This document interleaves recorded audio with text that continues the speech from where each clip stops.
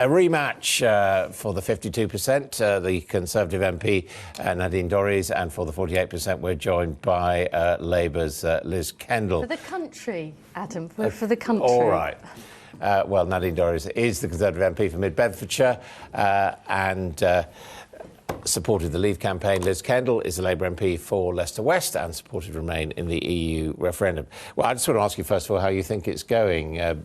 Newspapers seem to be rather losing heart that the government knows what it's doing handling Brexit. Yeah, the only reason why they're losing heart, Adam, is because they have nothing to write about and no information.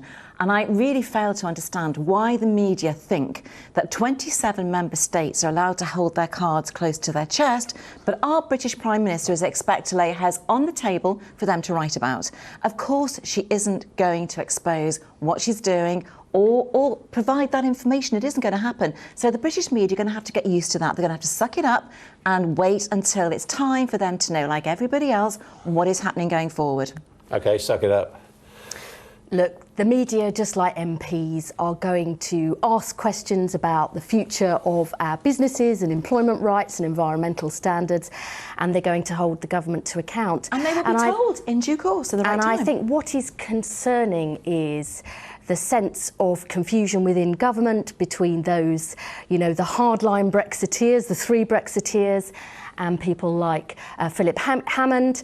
I'm really concerned that there isn't a plan, that Theresa May isn't trying to bring the two sides together. I mean, I made a slight joke earlier about we're for the country, but you know, there's going to have to be compromise. There's going to have to be give and take on both sides if we're going to get the best deal for Britain. And crucially, Theresa May needs, I think, to spend more time talking to other European countries, particularly Angela Merkel, than she does focusing on the States or India if she's going to get the best deal for Britain. Well, first of all, how do you know, Liz, who she is and who she isn't talking to? Just because the media haven't been told doesn't mean that you don't know. Yeah, and when you say which two sides? Well, and when you say negotiation, what negotiation? You know that it's Brexit. We are leaving. No, but Nadine Dorries, I mean, you've been a very active backbencher, standing up, holding the government to account on a number of issues over a number of years, and yet you now seem to be saying, actually, people have spoken, go away, it's not your business anymore. It's not for anyone who is concerned about their own future or their family's future or their business's future to discuss these matters or ask questions. That seems to be an extraordinary position to take. That's an extraordinary extrapolation from what I've just said.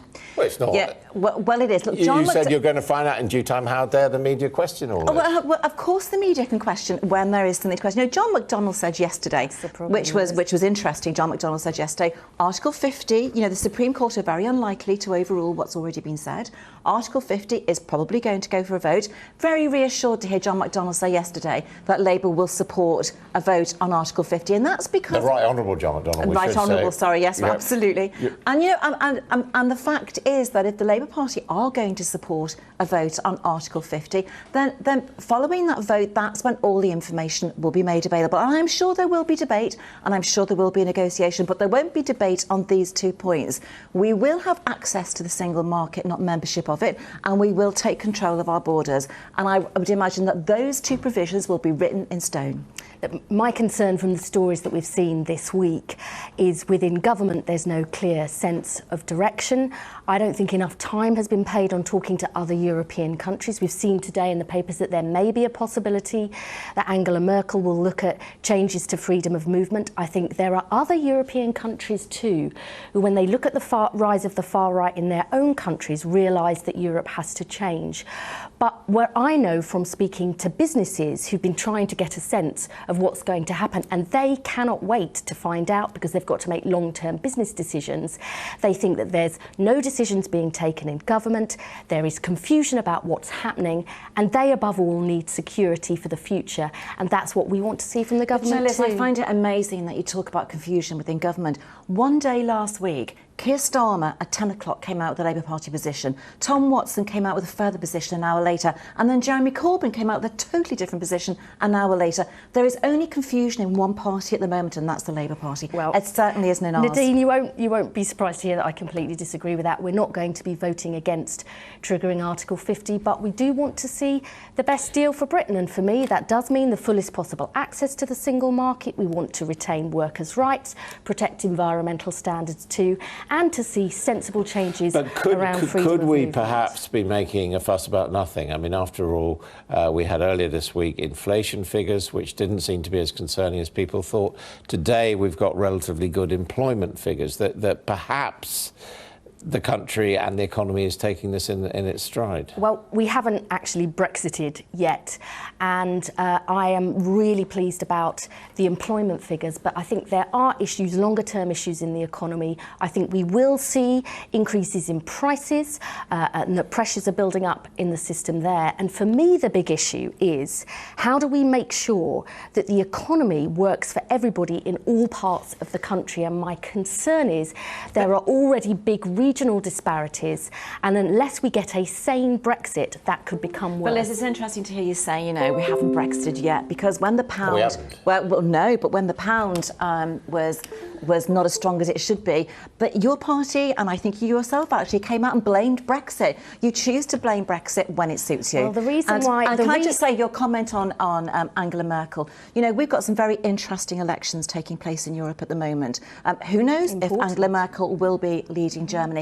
I would imagine that if there is a, God forbid there isn't, if there is any kind of terrorist attack or any issue in France leading up to the elections, Marine Le Pen may win for France. Wow. She will be taking France out of the European Union faster than why... we will. And the European Union may be in collapse. We may not be the first country to lead. And also, Liz, can I just finish my point?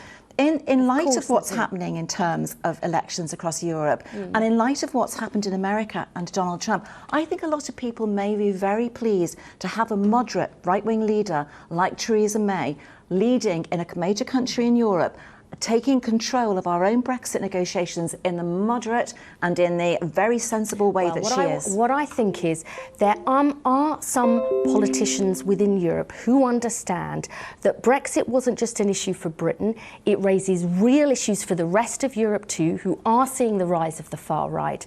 And I think we should be focusing on getting the best deal for this country, but also working with those sensible voices across Europe who understand that Europe needs to reform too. Nadine Dorries, given what you've been saying, given the, you know, whether people like it or not, where the world is, do you think the time now is for the Conservative Party and UKIP and Nigel Farage to kind of move closer together and start working with each other? Whoa. Why did you just group Nigel Farage, UKIP and the Conservative Party in the same sentence?